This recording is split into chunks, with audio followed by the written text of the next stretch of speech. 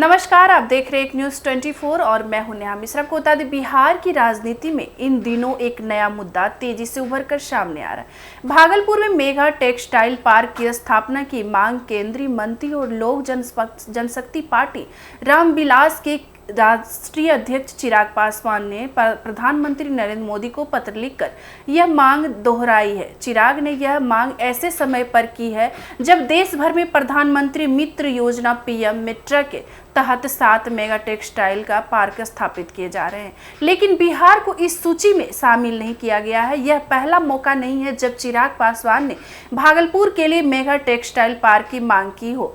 इससे पहले भी वह इसी मुद्दे पर प्रधानमंत्री को पत्र लिख चुके। उन्होंने दोबारा पत्र लिखते हुए कहा, भारत आज हर क्षेत्र में अद्वितीय प्रगति कर रहा है। ऐसे में भागलपुर जैसे ऐतिहासिक और सांस्कृतिक महत्व वाले क्षेत्र को भी इस विकास प्रक्रिया का हिस्सा बनाया जाना चाहिए।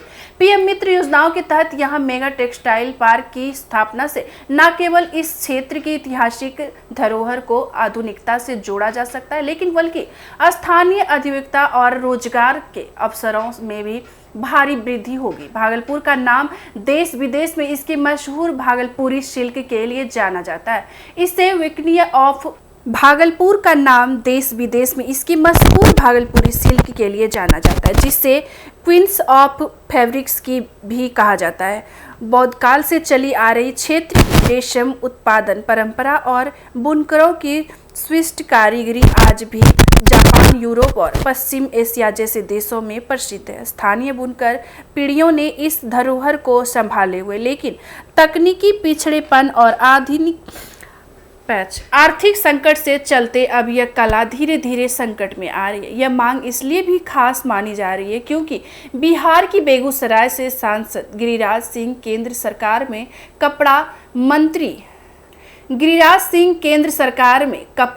हैं। ऐसे में चिराग पासवान की ओर से इस मुद्दे को दोबारा उठाना न सिर्फ स्थानीय राजनीति को गति देगा, बल्कि केंद्र पर दबाव भी बढ़ाएगा। चिराग ने प्रधानमंत्री को लिखे पत्र में इस बात का भी जिक्र किया है, यदि भागलपुर को इस योजना में शामिल नहीं किया गया तो इससे पूरे मिथिलांचल क्षेत्र को आर्थिक मजबूती मिलेगी। पीएम मित्र योजना के तहत केंद्र सरकार 7 राज्यों महाराष्ट्र, तेलंगाना, मध्य प्रदेश, कर्नाटक, उत्तर प्रदेश, तमिलनाडु और गुजरात में मेगा टेक्सटाइल पार्क स्थापित करने जा रही है, लेकिन इस सूची में बिहार का नाम नहीं होने से राज्य में असंतोष की स्थिति बनी हुई है। स्थानीय उद्योगपतियों, बुनकरों को और राजनेताओं का कहना है कि यह राज्य की अपेक्षा है, जबकि भागलपुर का सिल्क उद्योग न सिर्फ ऐतिहासिक है बल्कि संभावनाओं से भी भरपूर है। चिराग पासवान का मानना है कि अगर यह परियोजना भागलपुर से आती है तो न केवल बुनकर समुदाय को स्थायी